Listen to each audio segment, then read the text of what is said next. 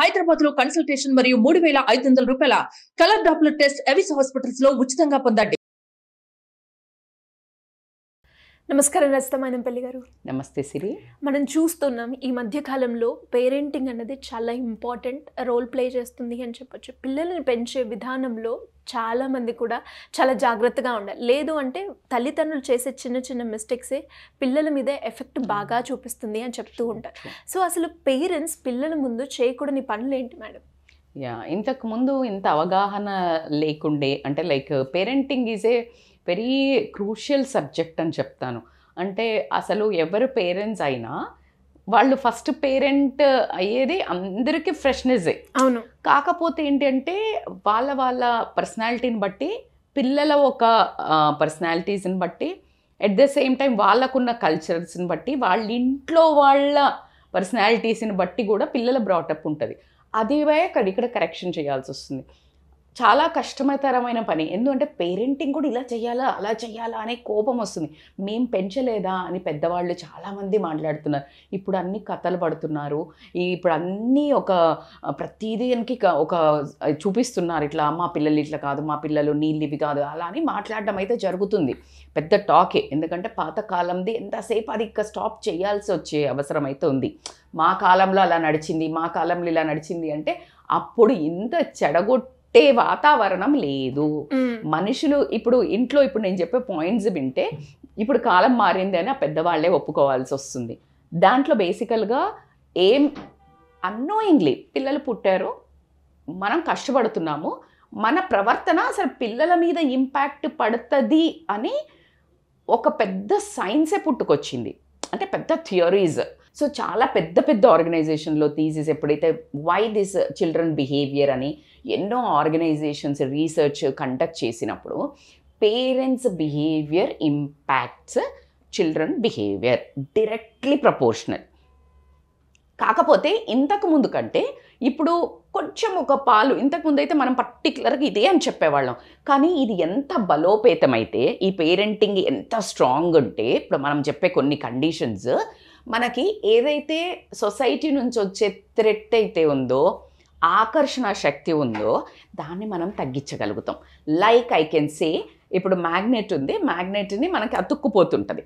దాని మధ్యలో ఏదైనా పేపర్ పెట్టినామనుకో అతకదు. అంటే లైక్ ఏదైనా ఒక గట్టిది, అంటే లైక్ నీకు మ్యాగ్నెట్ని అతుక్కోలేనిది ఏదైనా ప్లాస్టిక్ అలాంటివి ఉంటే అతుక్కోలేదు. సో ఇప్పుడు మనం చెప్పే టూల్స్ని ఉపయోగపడి నువ్వు మధ్యలో షీట్ వేసినట్టయితే పిల్లలు ఒక నెగటివిటీకి కానీ, వాళ్ళు నెగటివిటీని కానీ, ఇన్ఫీరియారిటీ కానీ, ఇన్సెక్యూరిటీ కానీ, ఇలాంటివన్నిటిని ఓవర్కమ్ అయ్యే ఆస్కారం ఉంది. ఆస్కారం అని కూడా చెప్పను, ఐ కెన్ టెల్ మోస్ట్ 100%. ఇప్పుడు మనము తీసుకునే కొన్ని పారామీటర్స్ ఏదైతే ఉంటుందో అవి ఫాలో అయితే ఏంటిది మేడం, ఇప్పుడు మేము కరెక్షన్ చేసుకోవాలి. చాలా మంది ప్రాబ్లం ఇదే. పిల్లగాడు వచ్చి మనం ఒక పేరెంట్ టీచర్ మీటింగ్కి వెళ్ళి మీ బాబు ఇలా ఉన్నాడు, ఎలా ఒక గమ్మున ఉంటాడు, లేకపోతే కొడతాడు, లేకపోతే బుక్స్ చింపుతాడు, లేకపోతే మాట వినడు, లేకపోతే చదవట్లేదు, ఇలా ఏం చెప్పినా వాడిని ఇలా చూస్తారు. మీరు కొంచెం పట్టించుకోండి అనగానే వీళ్ళకి అసలు ఫాదర్ అయితే ఇంకా ఇట్లా చూస్తాడు, నువ్వే అని. అంటే అసలు నేను అసలు పేరెంటింగ్లో అసలు ఇన్వాల్వ్మెంటే లేదు మా, నువ్వే. అది వైఫ్ చెయ్యదు. Why I don't know, this look always comes from a dad or husband. ఎందుకు అనేది అది ఇప్పటికీ ఒక అంతు తేలని విషయం వల్లనే అన్నట్టు. అది అక్కర్లే, పెద్ద అంత ఓడు కూడా ఏముండదు, ఇట్లా లుక్కిచ్చి అంటాడు. అంటే చూడు నీ వల్లే అనేది అసలు ఎంతో చాటభారతం వస్తుంది అందులో. ఇంక లోపల ఒక గిల్ట్, దాంతో చాలా ఇష్యూస్ రావడం జరుగుతుంది. ఫస్ట్ చెయ్యకూడదు ఏంటి అని అంటే, చాలా ఇంపాక్ట్ పడేది గొడవ పట్టం. అనగానే మనకి ఖచ్చితంగా వైఫ్ అండ్ హస్బెండ్ ఇమీడియట్గా ది క్రాస్ క్వశ్చన్, మేడం భార్యాభర్తలు అన్నాక గొడవ పడాలి కదా, గొడవ పడకుండా ఉండంటే ఇన్ డిఫరెన్స్ ఆఫ్ ఒపీనియన్స్ ప్రతి ఒక్క మనిషికి ఉంటాయి. అది అక్క చెల్లెళ్ళకి, అమ్మ కూతుర్లకి, నాన్నకి, అందరికీ ఉంటున్నప్పుడు యాజ్ ఇట్ ఈస్గా మీరు 24 గంటలని చెప్పొచ్చు. ఆ కాస్త వర్క్కు పోయే టైంలోనే దాంట్లో కూడా ఫోన్లో మెసేజ్ల్లో అప్డేట్స్ కావాలి కాబట్టికే చాలా ఎక్కువ డిఫరెన్స్ ఆఫ్ ఒపీనియన్స్ రావడానికి ఆస్కారం ఉంది. సో వాటిని గొడవ పడకుండా discussion than arguments will give a పిల్లలకి ఒక wide range of prospect okay వీళ్ళు మాట్లాడుకుంటున్నారు అనేది ఎలా ఉంది. ఇప్పుడు ఇదే పదం చూడు, ఇవాళ ఏంటి నీ వంట బాగాలేదు, ఇట్లా ఏంటమ్మా నీ వంట బాగాలేదు, డిఫరెన్స్ ఉంది. ఈరోజు కొంచెం ఉప్పు అయింది, ఎక్కువైంది సిరి, కొంచెం చూసుకో కదా, నాకు అసలు చాలా ఆకలిగా ఉండింది తినలేకపోయినా, ఎందుకు వంట చేస్తున్నావో ఏమో, ఇది ఎంత వేస్ట్ అని రాగా. Conveying point is important. You showing your intensity of aggressiveness అయిపోయింది. నువ్వు ఇలా చెప్తేనే ఎక్కువ కరెక్షన్కి ఆస్కారం ఉంటుంది, ఇలా చెప్తేనే అక్కడి నుంచి మళ్ళీ ఇంకోటి వస్తుంది. నేనేమైనా ఖాళీగా ఉన్నా అనుకున్నావా, నేను కూడా ఇలానే చేసిన, వాడు ఇట్లా సత్తాయించే, ఒక్కరోజు అయితే ఏమవుతుంది, పెరిగిందా? సో ఇక్కడ ఏమవుతుందంటే ఆ పిల్లల అబ్జర్వేషన్ మీద అనుకుంటాం, వాడు అక్కడ ఉన్నాడు, వాడు టీవీ చూస్తున్నాడు, వాడు ఏంది, వాడికి అక్కడ ఉండే నవరంధ్రాలు అంటుంటారు, అంటే వాడికి అక్కడ ఉండే మనస్సు కంటే దీని మీద ఉంటుంది. మరి ఎందుకు ఇలా తిరగడు, ఎందుకు చూడడు అంటే he want to avoid that nonsense. You don't want అంటే వాడికి నచ్చట్లా, అందుకనే వాడు ఇక్కడే ఎక్కువ స్టిక్ అయ్యి ఉంటారు. So this you should understand, వాడికి మీ బిహేవియర్ నచ్చట్లా, ఆ సిచ్యుయేషన్ నచ్చట్లా, వాడికి ఒక రకమైన ఇన్సెక్యూరిటీ, అభద్రతా భావం, వీళ్ళే ఇట్లా కొట్లాడుకుంటున్నారు, రేపు నాకేం చెప్తారు. అందుకనే ఎప్పుడైనా వాళ్ళని కరెక్షన్ చేయగానే అనుకుంటూ పోతున్నారు. Because you don't know how to behave with each other. What you are going to tell is his inner voice. Yes. He might not put the same words. But he can't articulate that kind of words. వాడి లోపల message subconscious మైండ్కి అది పోయింది, ఆ behaviour మాత్రం అలాగొచ్చేసింది. మీకేం తెలుసు, చెప్పిండ్రులే, రకరకాల వే ఆఫ్ ఎక్స్ప్రెషన్స్ తోటి వాళ్ళు వినకపోవడం అయితే జరుగుతుంది. ఇదే ఒక పద్ధతి. ఏదైతే వాళ్ళది వినకపోవడము, పెద్దవాళ్ళకి డిస్రెస్పెక్ట్ అనేది పెద్దవాళ్ళ అందరి మీద ట్యాగ్ పడుతుంది. టీచర్ బికాజ్ ఇక్కడ పెద్దవాళ్ళ మీద ఒక పోయింది కదా రెస్పెక్ట్. సో గొడవ పడడము అనే వర్డ్ని మనం ఫ్యామిలీ లైఫ్లో అసలు నన్ను చెప్పాలంటే the biggest Mantra in anybody's happy life, not to spoil your relations, అంటే గొడవ పడకుండా అదే పదాన్ని కాస్త తిప్పి డిస్కషన్, మీకు ఇష్టం లేనిది చెప్పండి, మాట్లాడండి, కానీ ఆర్గ్యూ చెయ్యకండి. నేను కరెక్ట్ కాదు, ఏది కరెక్ట్లోకి వెళ్ళినట్టయితే కనుక వాళ్ళు కూడా, పిల్లలు అమ్మాయి అయినా అబ్బాయి అయినా అదే నేర్చుకుని అదే పర్సన్ అలాంటి ఒక సాఫ్ట్ నేచర్డ్, ఒక wise mind, I can't tell soft natured, ఎందుకంటే అన్ని భరించుకుంటూ ఉండాలి. నేను భరించమని చెప్పట్లా, నువ్వు పెట్టు, be vocal, be clear, be very expressive, but in a better way to teach మన పిల్లలకి. ఇలా మనం ఒక పర్సన్ని తయారు చేస్తే బయట గొడవలు అవుతాయా? వాడి లైఫ్లో ఎంత స్మూత్గా అవుతుందండి. వాడి మ్యారేజ్ లైఫ్ అన్నా, పాప లైఫ్ అయినా, అక్కడ మళ్ళీ స్కూల్లో కానీ కాలేజ్లో కానీ ఫ్రెండ్స్తో కానీ ఎంత బాగుంటుంది. నీకు తెలియకుండా నువ్వు ఒక పెద్ద లైఫ్ ఎక్స్పీరియన్స్ ఇస్తున్నావు. అండ్ దాంతో పాటుగానే చెప్పుకుంటే చెడు అలవాట్లు అనగానే ఏంటి మేడం మేము తాగొద్దా లేకపోతే తిరగొద్దా అంటే, ప్రతి దానికి ఒక సోషలైజేషన్, ఒక బ్యూటీ ఉంటుంది. తాగడం ఎంత సోఫిస్టికేటెడ్గా నువ్వు మేనేజ్ చేస్తున్నావు, అలా 1-2 తాగుతున్నావా, నువ్వు ఎక్కడికన్నా వెళ్ళినప్పుడు తాగి తూలి పడిపోయి వస్తున్నావా, వచ్చి నువ్వు కొడుతున్నావా, వచ్చి నీ మాట్లాడే పద్ధతి ఎలాగుంది, నువ్వు ఇంట్లో తాగడం వల్ల నువ్వు ఆర్థిక సమస్యల్ని ఎలా నెట్టుకు రాలేకపోతున్నావు, నువ్వేం గమనించవు కావచ్చు. రేపు ప్రొద్దున కొంచెం ఏదైనా ఫీజు దగ్గర లేకపోతే ఇంకేదైనా దగ్గర డబ్బులు లేవని అనగానే తాగడానికైతే ఏముండదురా, లోపల ఇన్నర్ బాయ్స్ తాగడానికైతే ఉంటాయి, ఈయన ఎంజాయ్ చేస్తాడు, మా కోసం చెయ్యడా. నువ్వు మొత్తం బ్లడ్ కిడ్నీలు అమ్మి అప్పటికి చేస్తుండొచ్చు, నువ్వు ఆ సఫరింగ్లోనే తాగుతుండొచ్చు, నీకు ఆల్ రీజన్స్ ఉన్నాయి, ఎక్స్క్యూజెస్ ఉన్నాయి తాగడానికి. కష్టాలు మేడం, ఫ్రెండ్స్ హ్యాపీనెస్ మేడం, బాధలు ఉన్నాయి మేడం, నువ్వు ఏమన్నా చెయ్యి. అందుకే ఫ్రెండ్స్ హ్యాపీనెస్లోనో సోషలైజేషన్, డ్రింక్, ఐ థింక్ ప్రతి ఒక్క మనిషికి drinking alcohol is a very very very bad thing to your organ. నీకే చెడు, నీకు చెడు పక్కన పెడితే నీ పిల్లల పెంపకంలో ఇట్ ఇంపాక్ట్స్ ఎలా, నీకు తెలియకుండా నీ మీద ఒక రాంటి భావన పడిపోద్ది. మేడం మీరు మా ఇంట్లో ఏం పడలేదు, మర్చిపోండి, అది అలా ఉండనే ఉండదు. It's a psychology of any person. ఆ తాగేటప్పుడు అందుకే చెప్తున్నా కదా, ఒకవేళ నువ్వు తాగుతున్నప్పుడు కూడా కొంచెం డీసెంట్గా డిసిప్లిన్గా, అప్పుడు పిల్లలు కూడా వాళ్ళను వేరే వాళ్ళు చూడు ఎట్లా చూసారు, మా నాన్న చూడు, అక్కడ కూడా నీ మీద ఒక రకమైన మళ్ళీ ఓకే నువ్వు తాగినా కూడా పద్ధతిగా ఉన్నాడు అనేది. So cigarette smoking is a very injurious to health అని అక్కడ రాసి పెట్టుంది. నువ్వు చేస్తున్నావు. నేను సిగరెట్ గురించే మాట్లాడట్లే, వాడు నేర్చుకుంటాడు కూడా మాట్లాడట్లే. వాడేం నేర్చుకుంటాడు అంటే వేరేది ఏదన్నా చదువుకోకపోతే నువ్వు ఫెయిల్ అవుతావు, లేకపోతే ఏదో చెప్పినా కూడా సో వాట్, అక్కడ చెప్తుంటే వాళ్ళు వినలే కదా. గవర్నమెంట్ అంత పెద్దగా రాసినా నువ్వు వినట్లా. నువ్వేదో పెద్ద చదువుకోకపోతే వేలైతే ఉంది, ఇంకేదో పని చేసుకుంటా. వాడికి ఒక రకమైన ఈజ్ అనేది వచ్చేస్తుంది ఫ్రమ్ పేరెంటింగ్.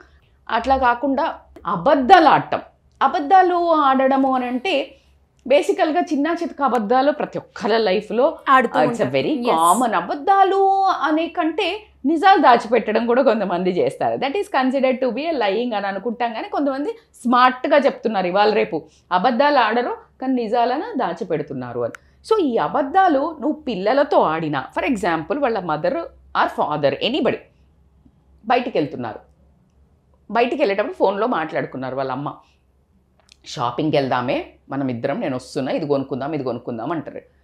బయటికి వెళ్తారు, వస్తారు, బాబు విన్నాడు, మళ్ళీ వాళ్ళ నాన్న కూర్చున్నాడు. ఎక్కడికి వెళ్ళామంటే ఏ చిన్న గుడికో వెళ్ళినా లేకపోతే ఇక్కడికో వెళ్ళినా ఇదిగా వాడికి ఇలా ఉంటుంది. Don't you think it impact? డెఫినెట్గా.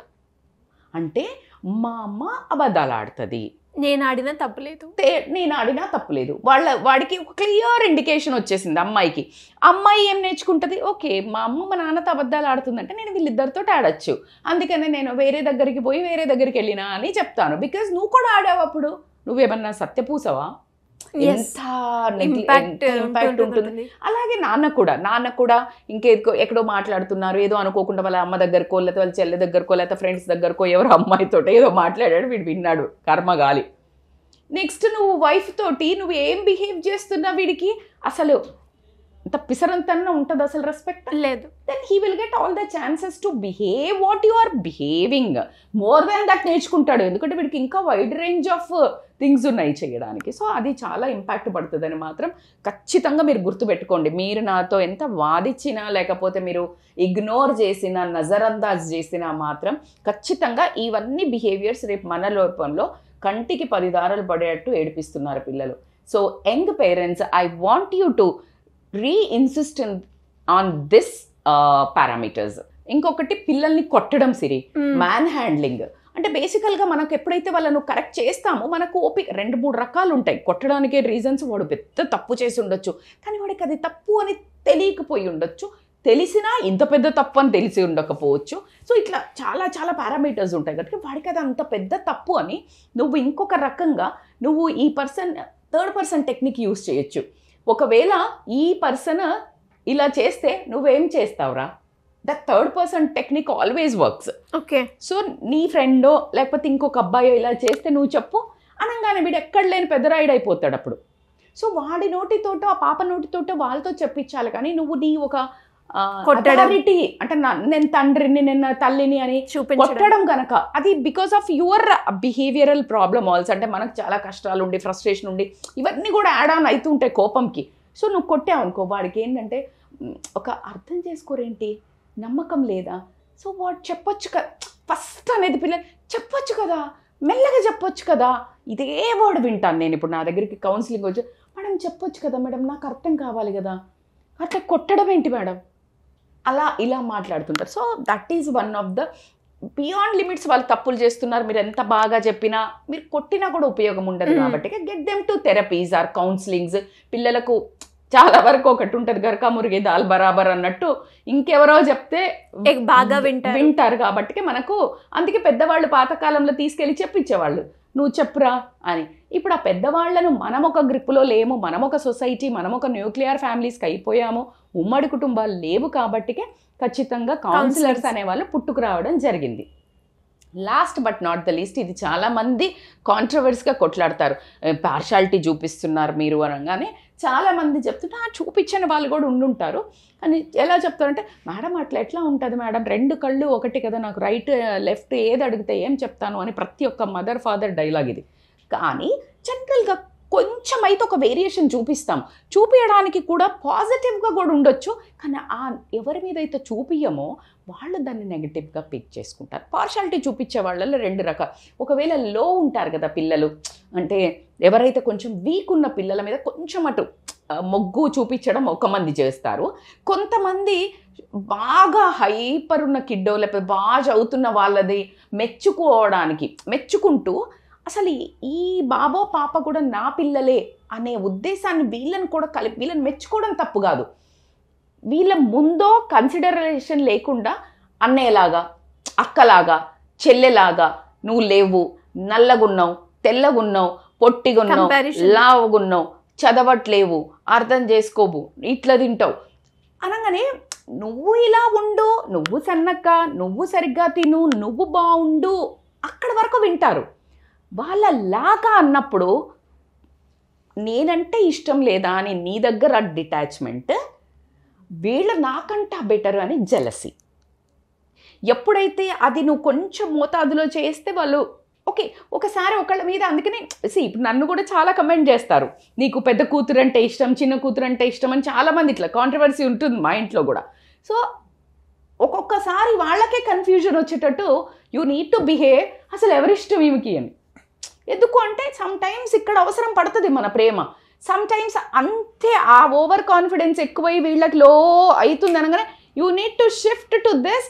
నోమా, అందుకని ఇద్దరు ఏం కాదు, నేనంటేనే ఎక్కువ ప్రేమ అని ఇద్దరు ఈక్వల్గా ఫైట్ చేస్తారు. అసలు నేనంటే ఇష్టం లేదు అని ఫైట్ చెయ్యరు. You got that? నేనంటేనే ఎక్కువ అమ్మాయి అంటే you are making both equally feel that both are precious to me.